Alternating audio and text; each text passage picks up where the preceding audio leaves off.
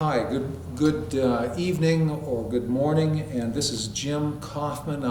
I didn't want to let us go 2 weeks without a lesson because we already missed Isaiah 53. That's the classic chapter of the Bible. I just felt terrible when we missed that. But today we will study the 58th chapter. And there's a couple of things that we'll do before we start. And it's going to be this. We're going to do a prayer time, just a very quick one. I'm going to give you some names. We're not going to discuss anything because there's nothing to discuss. I want you to pray for Dave Donaldson and Linda, certainly. I want you to think of Landis Boyer. I talked with Landis, and of course Eric is here. That's his father-in-law. And I hope Landis is doing better. Yesterday, I think yesterday was a hard day for him.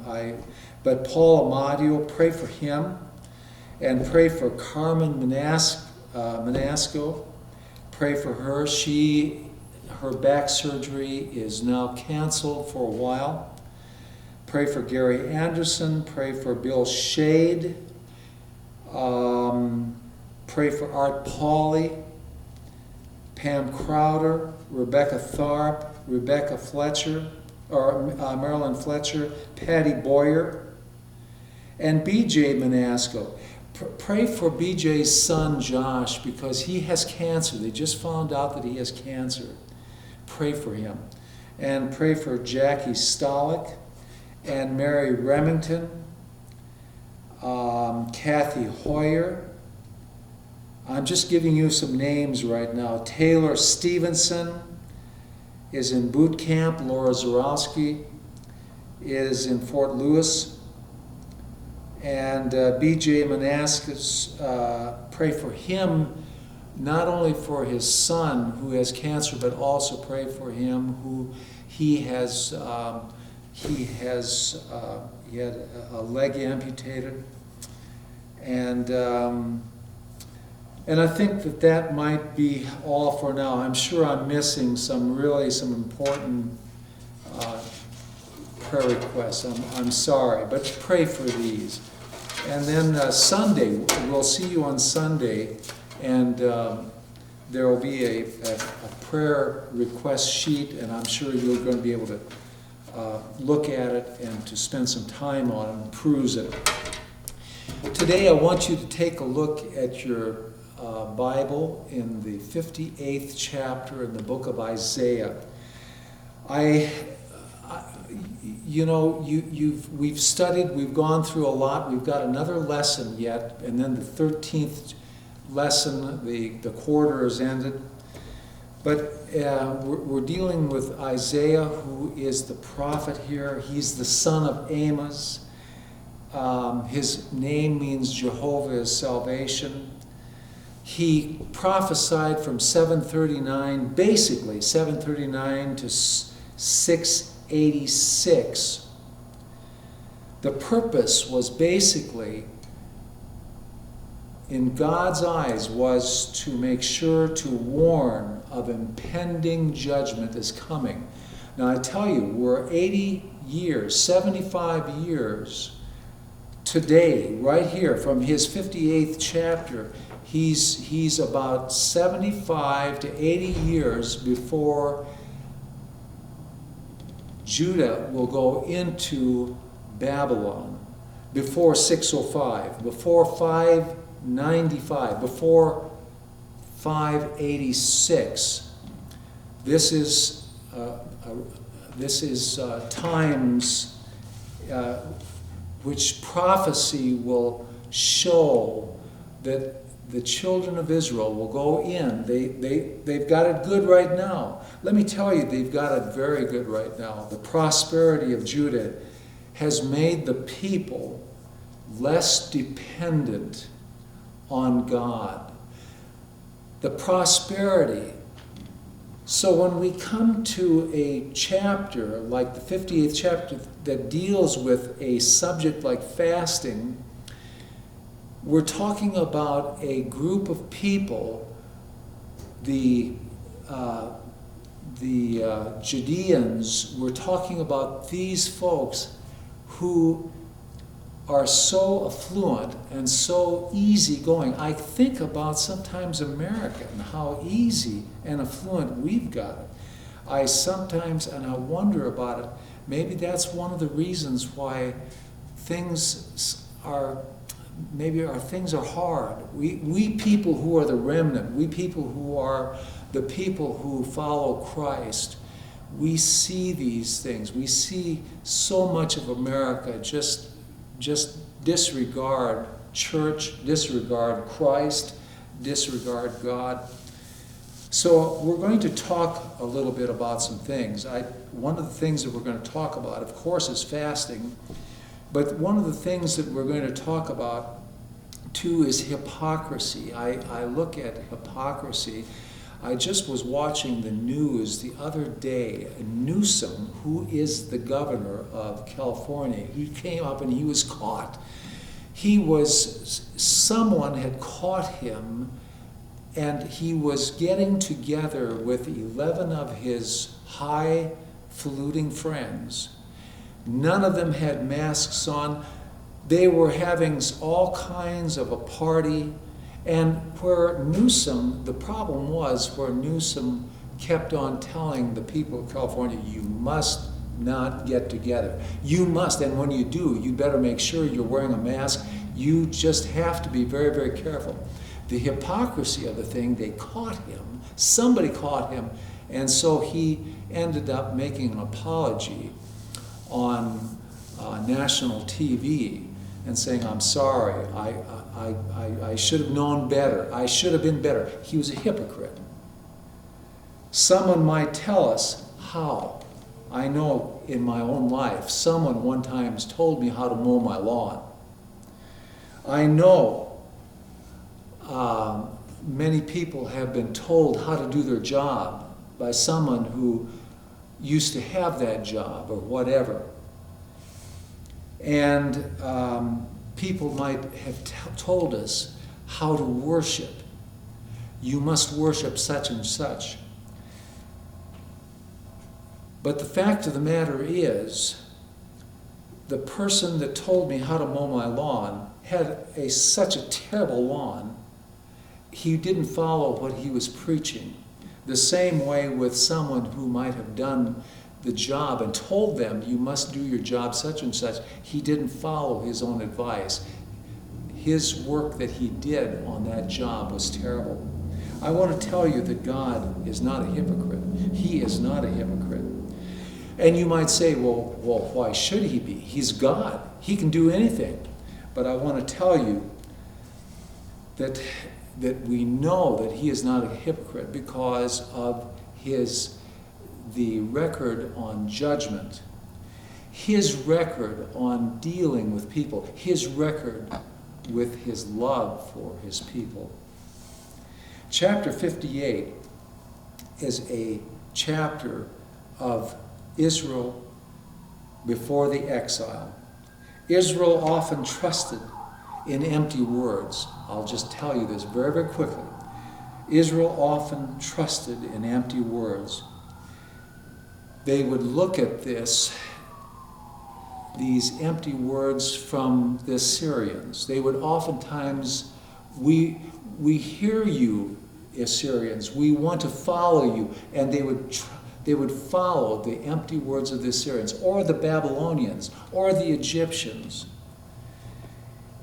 The same words that if we go to the first chapter in the book of Genesis, the first chapter, the second verse, where it talks about the earth was without form and void, it's the same word. This is what they followed, this voidness, this absolute without form.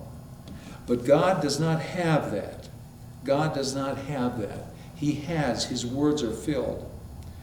This lesson is on fasting, the point of fasting, to admit that God is righteous, to admit that God is righteous, and more importantly, that you are not. It is to draw closer onto him through seeking forgiveness and self-denial.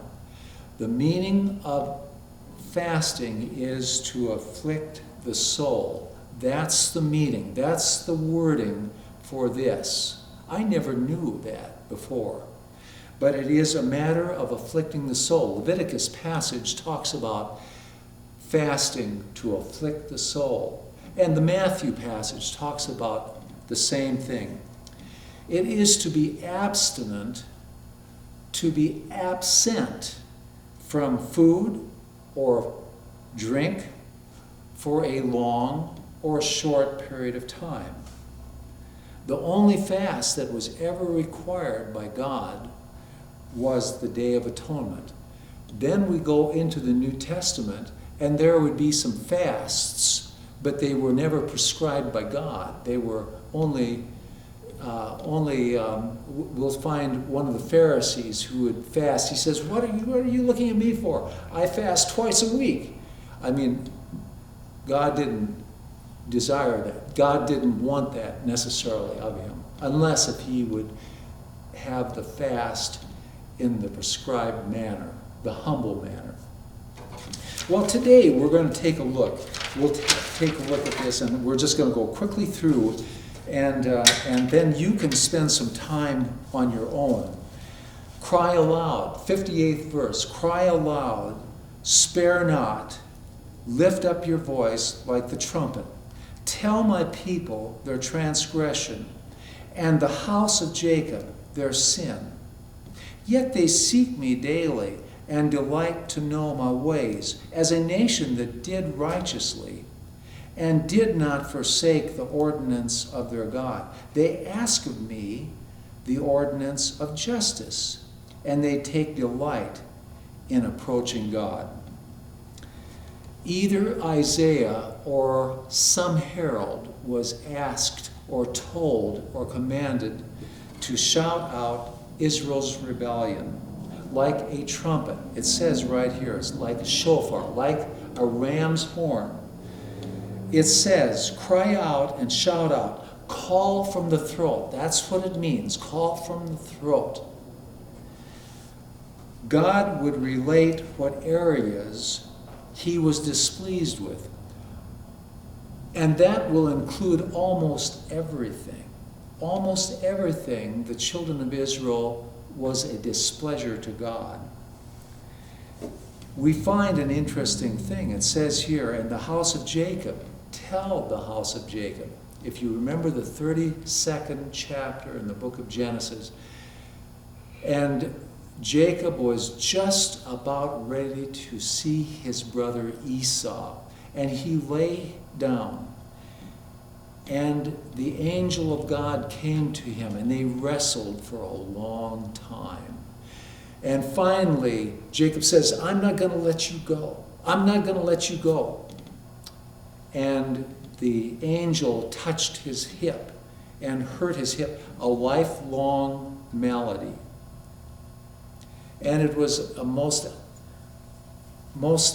interesting thing, because the angel said, from now on, I'm going to call you no longer Jacob, but I'm going to call you Israel. Israel.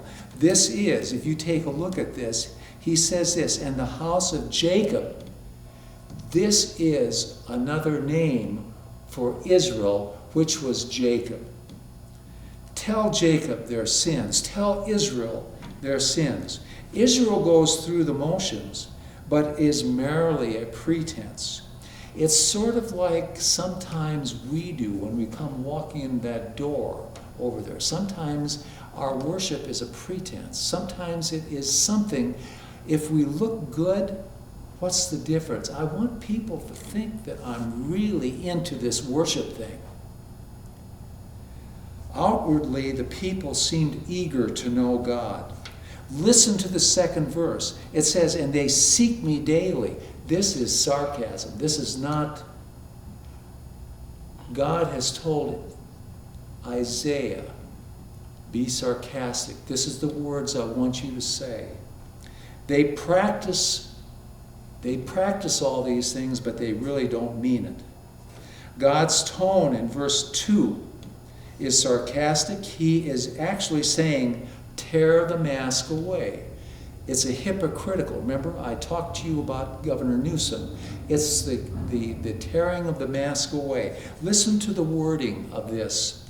It says, and when you spread forth your hands, this is in the first chapter of Isaiah, the 15th verse. When you spread your hands forth, I will hide my hands from you, my eyes from you. When you make your prayers, I will not hear you. Your hands are full of blood. This is hypocrisy. Listen to this. Why have you fasted, they say, and you have not seen? Why have we afflicted our souls? I oftentimes think about, does God see me worship? I really don't worry. I don't ask that question, but I do. Many people do. Their fastings were merely half-hearted. Fasting involves much penitence. It involves penitence. It involves penitence over sin. It involves, penitence means regret. To be regretful over sin. It involves humility. There must be humbleness. There's a disconnect oftentimes from God and our sin. There's a disconnect. The people fasted but feared that God would not see them or that they would not notice. Is God seeing me? Is God making a mental note of this? Is it really true that I have not wasted my time, that I have not the idea to afflict my soul? I'm not afflicting my soul in vain. They felt that they should be blessed. They felt that they should and could manipulate God to their advantage. Listen to Luke 18. The Pharisee stood and he prayed thus with himself, God, I thank you that I am not like other men are, extortioners, the unjust, the adulterers, or even as the publican. I fast twice a week. God has not asked me to do so, but I do. I come to church a lot. I give tithes of all that I possess. I make sure that I tithe. The only fasting day was commanded by God, the great day of atonement. It's mentioned in Leviticus 16:29. Listen to these words. We talked about afflicting the soul. This is the words of Leviticus. And this shall be a statute forever unto you, that in the 7th month or the 10th day of the month you shall afflict your soul, and do no work, whether it be one of your own country people, or whether it's a stranger that sojourns among you.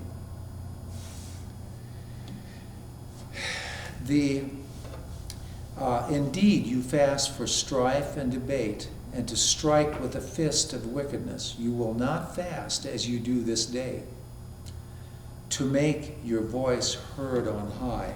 Listen to this. The Jews fasted resulted in contentions and disagreements. It resulted in quarrelings. It resulted in excluding the possibility of general prayer. All of these things were excluded. Fasting always should involve regret over one's sin. It always should. There is no connection between fasting and behavior or seeking God the way they treated others.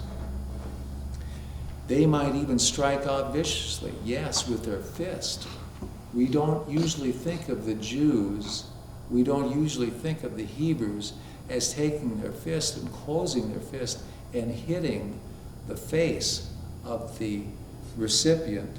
They would strike viciously. They would they would show contentious behavior. They viewed fasting as a magical ritual that would make God perform the way they desired. When fasting, they were doubly irritable, and when they were doubly temperamental. Not only were they hungry, and you know how angry and you know how bitchy you can be when you are hungry. Well, that's what they were. And then on top of that, they might be temperamental on some other things.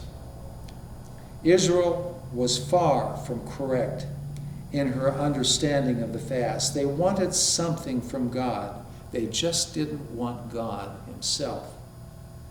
Their hearts needed to bow before God. This business about afflicting one's soul, just a matter of laying on the sackcloth and ashes, is that all it is? Is just a matter of laying on the sackcloth and ashes? Is bowing one's head as the bulrushes do, is that all that's required from fasting?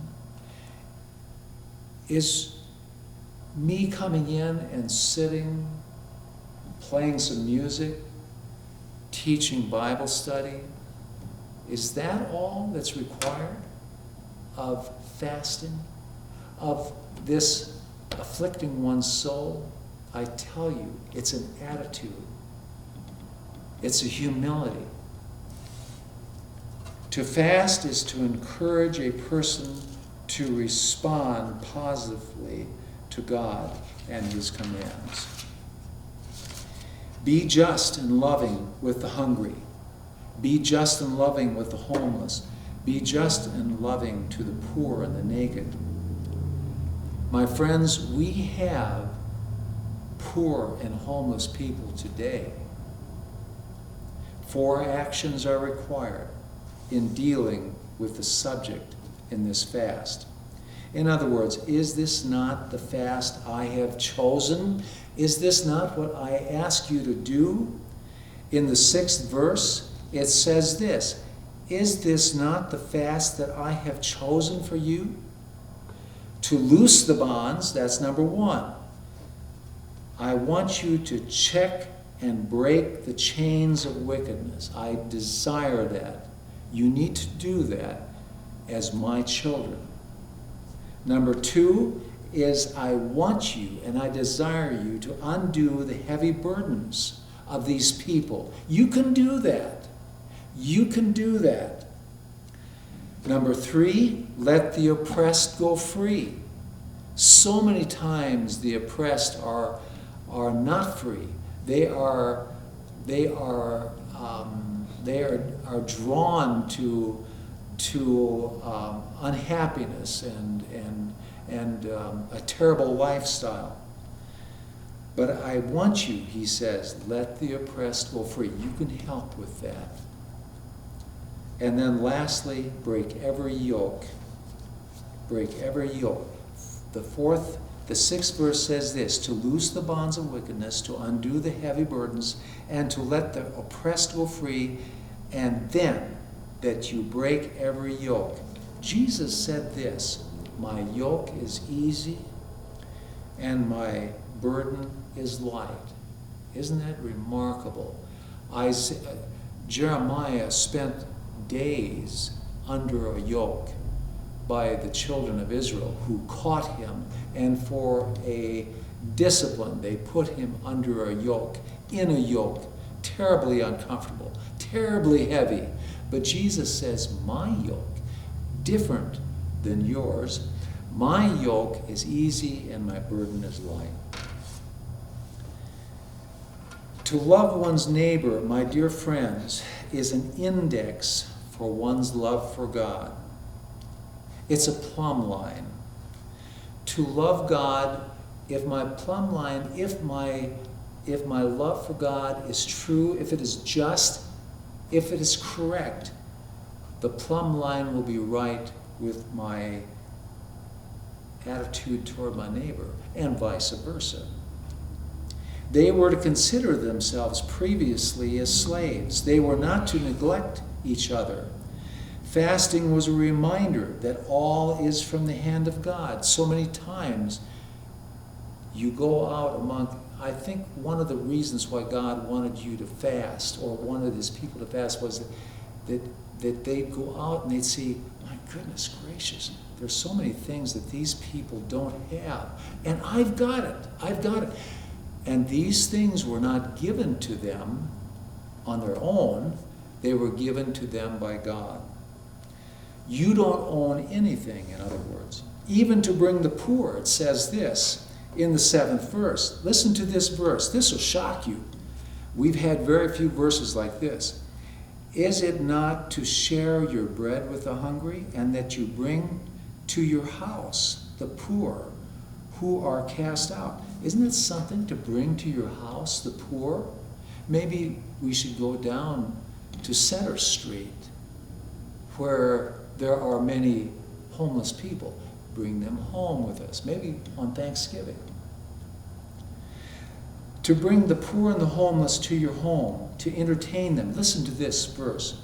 For the poor shall never cease out of the land. Therefore I command thee, thou shalt open thine hand wide, and they, your brother, to the poor, to the needy in the land.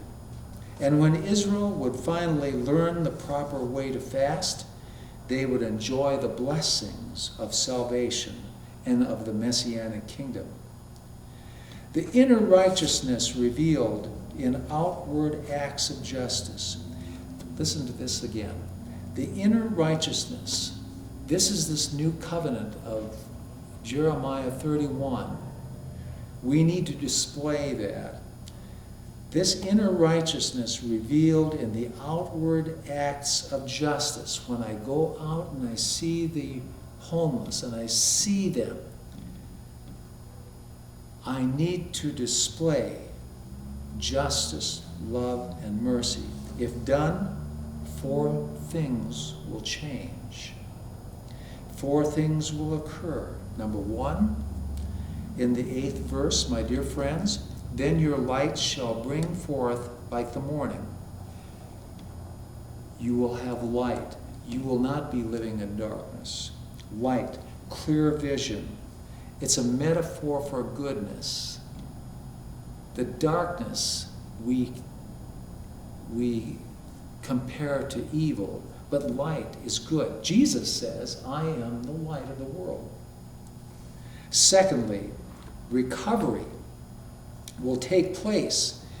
This is not a recovery. Many of us today got done with the COVID. I'm sitting here with a good friend of mine, Mr. Eric, and he had the COVID just lately. I had the COVID just lately. One of the nice things about it is that recovery took place for both of us, and his wife, and my wife, and his daughter.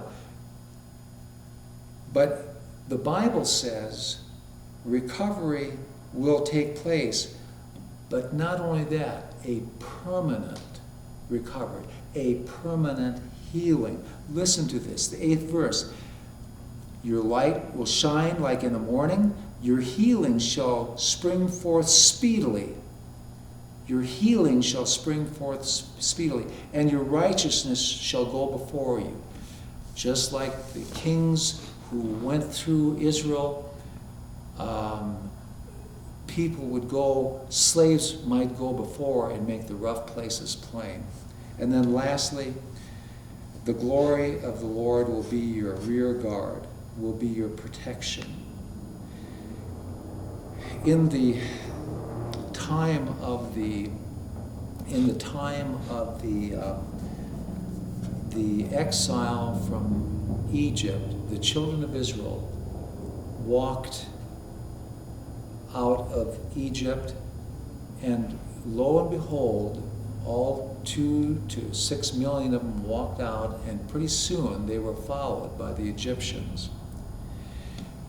Very shortly, the children of Israel came to the Red Sea, and they looked at it. And Moses raised his arms. An old man, he was over 80 years old. He would die at 120. But he raised up his arms, and it was great. He was standing at the front, just like the angel of God, but they needed to have someone be in their rear, the rear guard of protection. That was the place of the pillar of fire. That was the place of the pillar of cloud. God protected us. He protects us today. He is our pillar of fire. He is our pillar of cloud. He protects us. Otherwise, Egypt would eat her lunch. Lastly, a time will come, as proposed in verse number 3. Why have you fasted, they say, and you have not seen? Why have you afflicted your souls, and you take no notice? They're unhappy with God.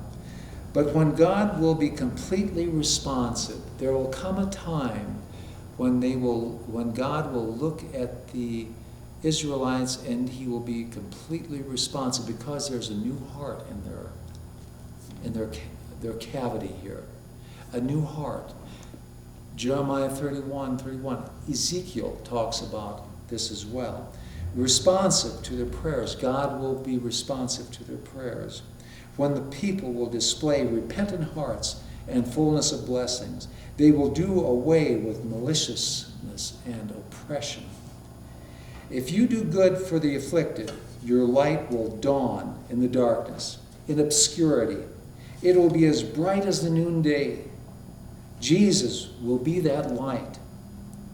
John 1:5 says, and the light shineth in darkness, and the darkness comprehends it not.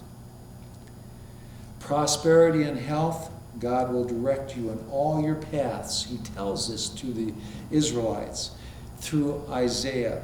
Teach you in times of spiritual depression and weariness.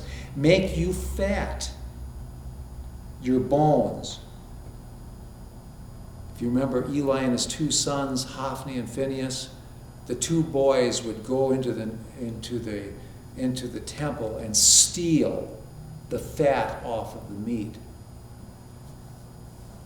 Well, be like a watered garden. You and I will be like a watered garden. Jeremiah says this, and their soul shall be as a watered garden, and they shall not sorrow any more at all. In view is the final restoration. All of this, the final restoration of the millennial Jerusalem. To rebuild the ruins and to restore the pathways and the breaches. My dear friends, that's what God is saying. And there's going to be a wonderful time coming. And I know that the children of Israel are going to go into captivity here in 70 years or so. And it'll be a hard time. Okay, that's all I have today. And read this on your own. And I went too fast. Okay, thank you, Mr. Eric, for taping and making it possible. You work so hard, and then you have to come and do this kind of stuff. Poor guy. Thank you very much. Let's have a word of prayer. Our Father, we thank you for this day. I thank you, Father, for all of your goodness. And Father, help me to not be hypocritical. Help me to be humble, and help me to love you and to love your people, and to display the right heart. These things I ask in your name. Amen.